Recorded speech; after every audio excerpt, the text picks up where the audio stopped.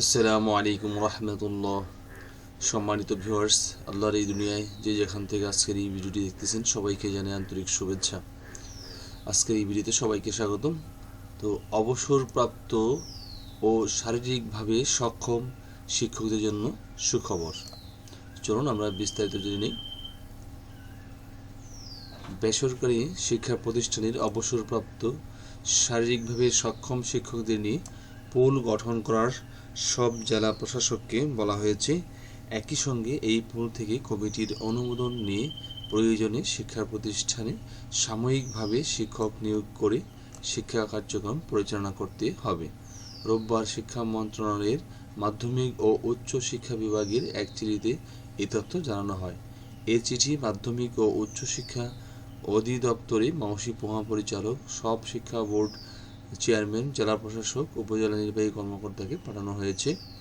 চিঠিতে পুল থেকে নিয়োগ পাওয়া শিক্ষকদের প্রতিষ্ঠানের নিজস্ব তহবিলের খাত থেকে সম্মানী ব্যয় নির্বাহ করার জন্য মাধ্যমিক ও উচ্চশিক্ষা অধিদপ্তরের মহাপরিচালককে অনুরোধ করা হয়েছে। চিঠিতে বলা হয়, বেসরকারি শিক্ষা প্রতিষ্ঠানে শিক্ষক স্বল্পতা, এনটিআরসি থেকে শিক্ষক নিয়োগে বিলম্ব হওয়ার কারণে শ্রেণী শিক্ষককে পাঠদান কার্যক্রমে বিঘ্নিত হচ্ছে।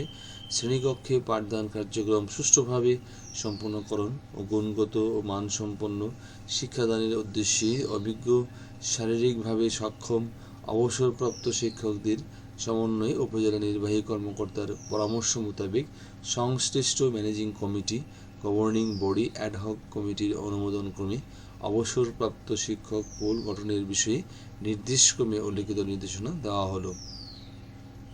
উপজেলা ভিত্তিক উপজেলার অবসরপ্রাপ্ত ও শারীরিকভাবে সক্ষম শিক্ষকদের নিয়ে একটি অবসরপ্রাপ্ত শিক্ষক পুল গঠন করার প্রয়োজনীয় ব্যবস্থা গ্রহণের জন্য সব জেলা প্রশাসককে অনুরোধ করা হলো।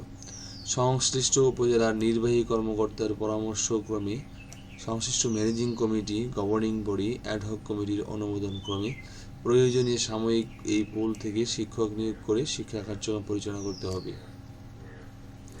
প্রতিষ্ঠানের নিজস্ব তহবিলের অত্যাবশ্যকীয় খাত থেকে এ সংক্রান্ত সম্মানী ব্যয় নির্বাহ করার বিষয়ে প্রয়োজনীয় নির্দেশনা দেওয়ার জন্য মাধ্যমিক ও উচ্চশিক্ষা অধিদপ্তরের মহাপরিচালককে অনুরোধ করা হলো।